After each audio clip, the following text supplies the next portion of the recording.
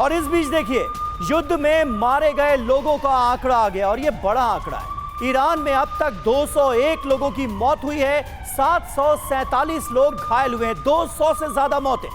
Israel में 9 लोगों की मौत की खबर है, 121 लोग घायल हुए हैं। कुवैत में एक शख्स की मौत की खबर है, 32 लोग घायल हुए हैं। यूएई में 3 लोगों की जान गई है, 58 लोग घायल बताए जा रहे हैं।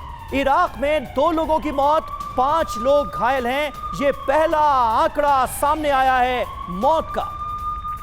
तो अभी तो शुरुआत है और आप देखिए आलम क्या है, किस तरह से बारूद बरस रहा है और किस तरह से भारी संख्या में लोगों की जान जा रही है। बिल्कुल, और उसका आंकड़ा भी सामने आ गया है। इजरायल ने हमले का एक और वीडियो जारी किया है, वो तस्वीरें आपको दिखाते हैं। तेहरान में हमले का ये वीडियो जारी किया गया है और देखिए तेहरान में तबाही भी मचाई जा रही है। ये देखिए तस्वीरें, इजरायल ने इस हमले का वीडियो जारी किया है। इजरायल की तरफ से जानकारी भी दी गई कि अब तक का सबसे बड़ा सैन्य ऑपरेशन है जो इजरायल की तरफ से चलाया जा रहा है। और ये तस्वीरें आपके सामने जहां तेहरान में भारी तबाही मचाई गई है। तो आयरन बीम का इस्तेमाल इजरायल की तरफ से पहली बार किया गया, कई हथियारों का इस्तेमाल पहली बार किया जा रहा है और ये तस्वीरें आपके सामने।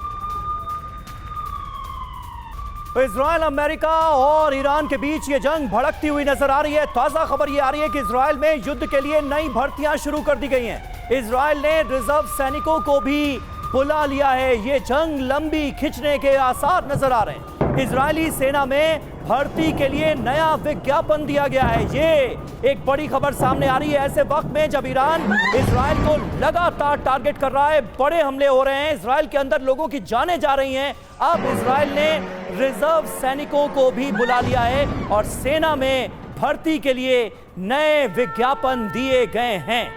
इजरायल ने सबसे ज्यादा दबाव डाला इस जंग के लिए, कुलकर्णी सर, और अमेरिका ने स्ट्राइक की। अमेरिका और इजरायल मिलकर ईरान में सब कुछ तबाह करने पर आमादा हैं, रिजीम चेंज करना चाहते हैं। लेकिन खुद इजरायल के लिए यह जंग कितनी बड़ी चुनौती बन सकती है, कितना नुकसान हो सकता है इजरायल का आने वाले वक्त में।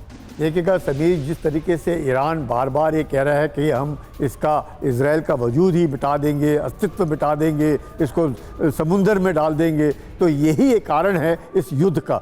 और अगर हम सब कहें कि हम सब मिल करके रह सकते हैं तो फिर ये युद्ध नहीं होगा।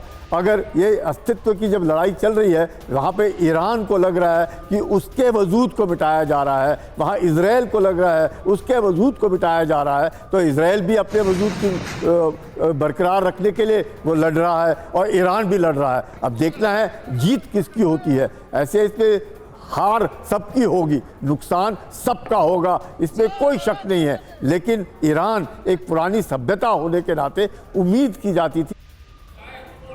सर ये देखिए तस्वीरें आ गई। हमने थोड़ी देर पहले अपने दर्शकों को यह खबर बताई थी कि सऊदी अरब के अरामको तेल रिफाइनरी पर किस तरह से भीषण हमला हुआ है। ये TV9 भारतवर्ष उस हमले की पहली तस्वीरें आपके सामने रख रहा है। ये देखिए अरामको ऑयल रिफाइनरी की पहली तस्वीरें सामने आ गई हैं। सऊदी अरब की ये सबसे बड़ी रिफाइनरी है जहां पर शाहेद ड्रोन के जरिए बड़े हमले को अंजाम दिया गया था। ये खबर थोड़ी देर पहले हमने ब्रेक की थी, लेकिन अब तस्वीरें आपके सामने हैं। ये देखिए तस्वीरें, कितना नुकसान हुआ है इसका अंदाजा हम लगा सकते हैं। धुआं धुआं हो गया है ये पूरा का पूरा इलाका।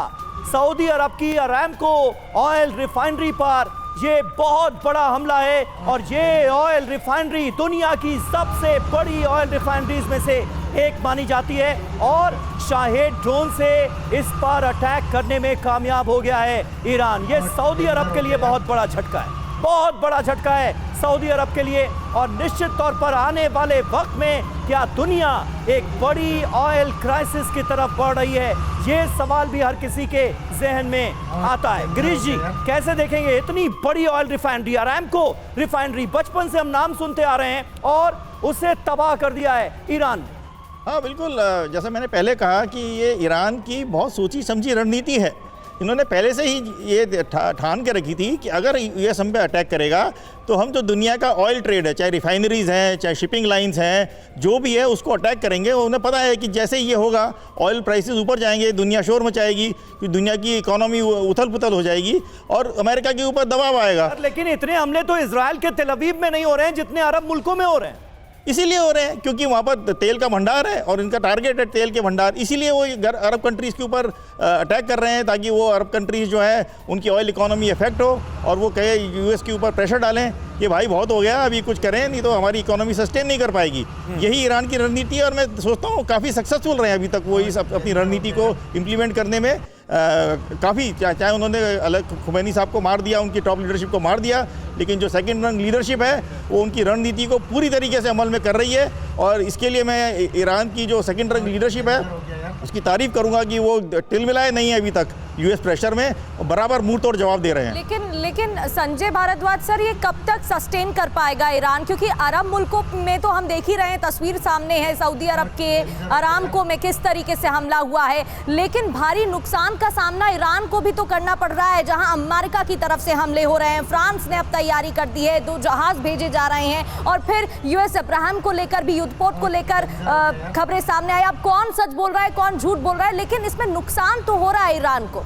देखिए, ये बात आप मान के चलिए प्रगति की, ये जो स्थिति है ये डू एंड डाई का स्थिति है, इजराइल के लिए उधर, इधर ईरान के लिए। और ईरान तो अपना जो टॉप लीडरशिप है उसको खो चुका है, तो निश्चित, और इतने दिनों से जो लड़ाई लड़ रहा है वो किसके लिए? अपने अस्तित्व के लिए, अपने प्रोग्राम्स के लिए, अपनी जो इस्लामिक सुपरमेसी है उसको बचाने के लिए। तो ये वो इस बात के लिए तैयार है और इसीलिए अपने कंटिजेंट को रखे हुए हैं। अभी देखिए, ईरान ने बहुत सारे हथियारों का भी इस्तेमाल किया नहीं है। आप देखिए, गल्फ जो स्ट्रेट ऑफ हार्मुज है अभी उसको बहुत ज़्यादा कोई ब्लॉक नहीं किया है। दूसरी तरफ जो गल्फ ऑफ एडन है उसमें जो और उससे लगा हुआ चाइनीज़ बेस भी है, जिबूती, और यमन वहीं पे पड़ता है।